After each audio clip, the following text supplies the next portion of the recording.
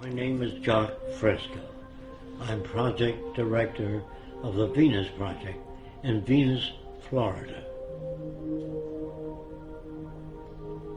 The Venus Project maintains if you don't want war, if you don't want poverty, hunger, unemployment, territorial disputes, and all the other problems that go with society, you have to declare the earth as the common heritage of all the world's people.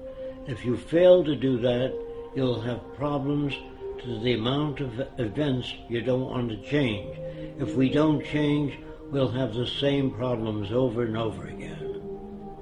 The Venus Project is an attempt to design a world where poverty, war, prisons, police do not exist, because we deal with the problems themselves, the factors that shape arrogant behavior, aggression, all the things that paralyze our society and prevent it from growing. Politics was good 100 years ago.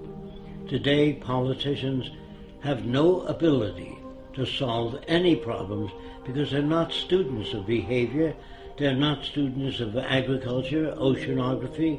They know nothing about the factors that operate the world. So they say things that people like to hear, and that gets them elected. Now, scientists, on the other hand, are not concerned with public approval.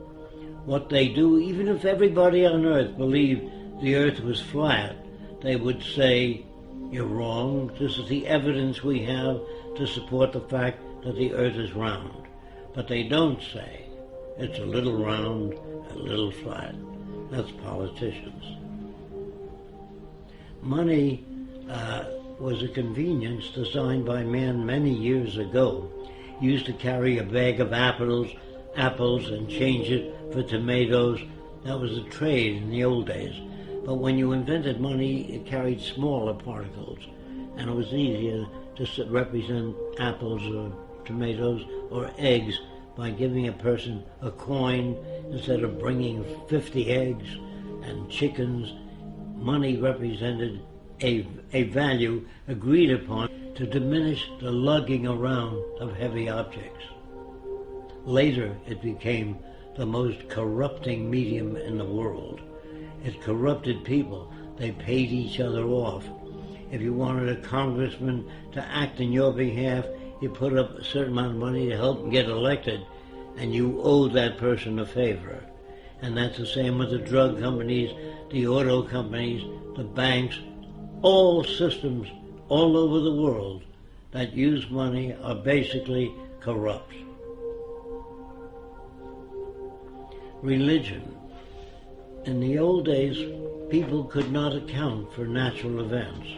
They really know where all this came from, so they assumed there was a guy that lived up in the sky that made all these things. He made the earth. I think he took 6 days. On the 7th day, he rested. If it took 6 days, it means it was turning while he was making it, because you couldn't have a day. And that must be pretty rough to handle things while it's turning. And then he made a man and a woman and put them in a beautiful garden. Then he made a snake which walked upright and said, do terrible things. And the people eat of the fruit of knowledge. And they ate the fruit and he kicked them out. First he made the snake to tempt them. I don't understand this all-loving, all-benevolent being that loves everybody. And then he creates the plague and other diseases when he gets angry. And then if you don't follow the teachings, all the religiosity, you burn in hell. And that sounded to me like a psychopath, not God. But I'm mixed up when they tell me God loves everybody, then he creates a plague where children die. And I say, how come the children dying? Because the children shall suffer for the sins of the parents. This is not a just God. It's a man-made God. So when you ask me whether I believe in God, not the concepts of God I've heard. War is a word which was invented when one territorial group of people took away other people's land. They used force and violence, and war was the media for doing that. You shot other people, stole their women and their resources for your own gain. And nations have been at war ever since man invented weapons. And as long as you invent weapons, you can have war. And war is the means of protecting everything you've stolen from others.